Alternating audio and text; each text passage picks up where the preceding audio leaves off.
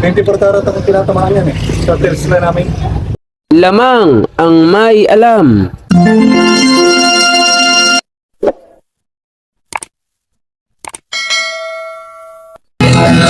Ginto pilak ang trabaho ko.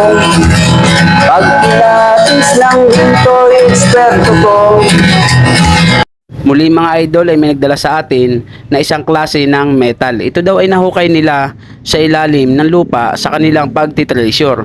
Ngunit ito ay tinunaw na nila at ang pagkakasabi, ito daw ay isang mabigat na bagay at sa kanila daw paningin, ito daw ay isang 24K.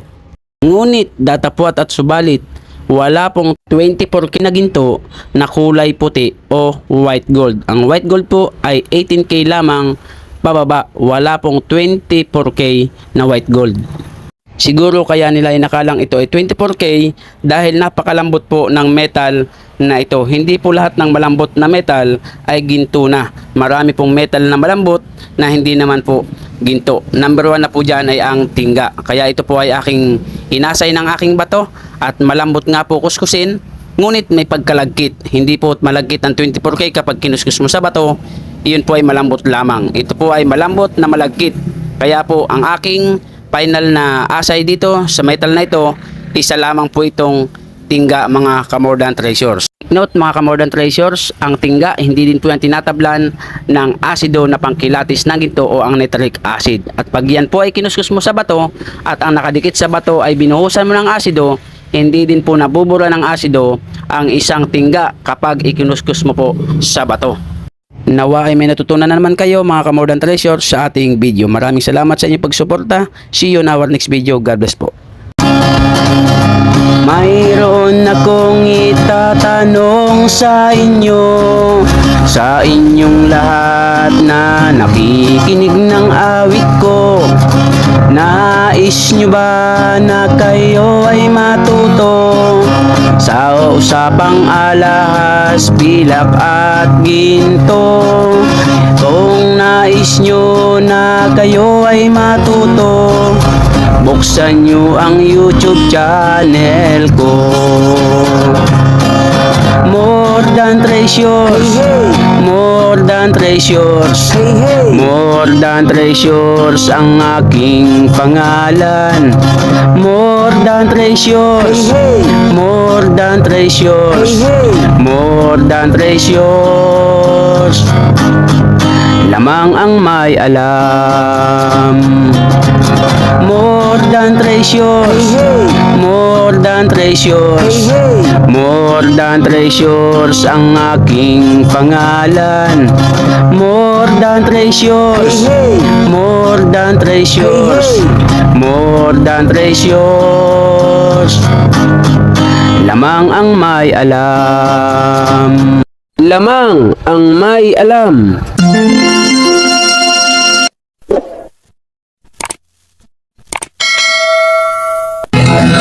Ginto pilak ang trabaho ko.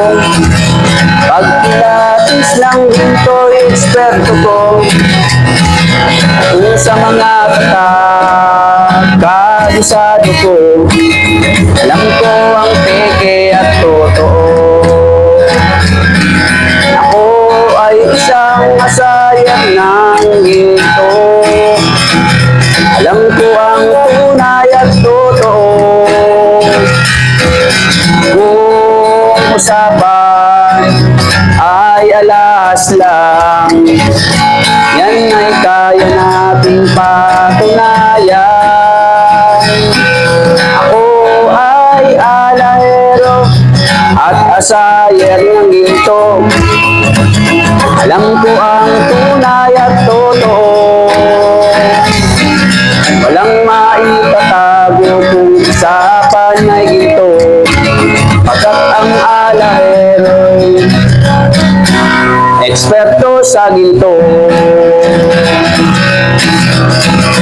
Mayroon ngayong bagong pauso. Mahal daw ang barilang 10 piso. 2001. Ang iba naman ay 5 piso. Ang iba'y 20 peso lagpas kwelyo. Kung sila'y inyong tawagan, chat mo at kahit reply wala man lang. Pagkat ito ang katotohanan, sa usapang barya sila'y walang alam.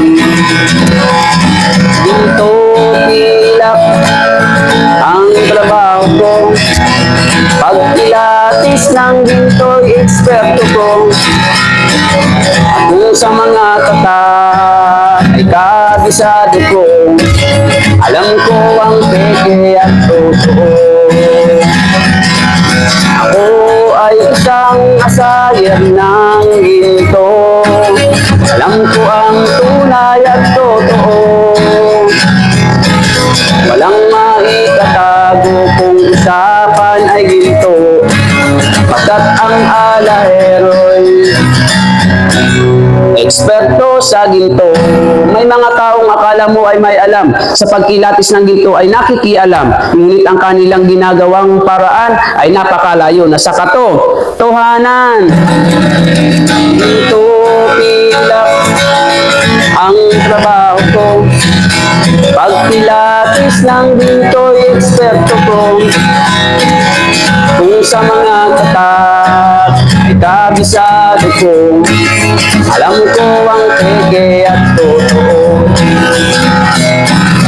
Ako ay isang asayer ng ginto, alam ko ang tunay at totoo. Kung usapan ay alahas lang, yan ang kaya natin patunayan. Ako ay alahero at asayer ng ginto, alam ko ang tunay at totoo.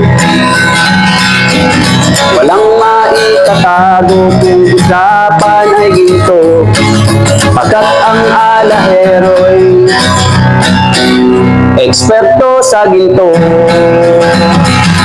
Ginto pilak ang trabaho ko, pagpilatis ng ginto'y eksperto ko.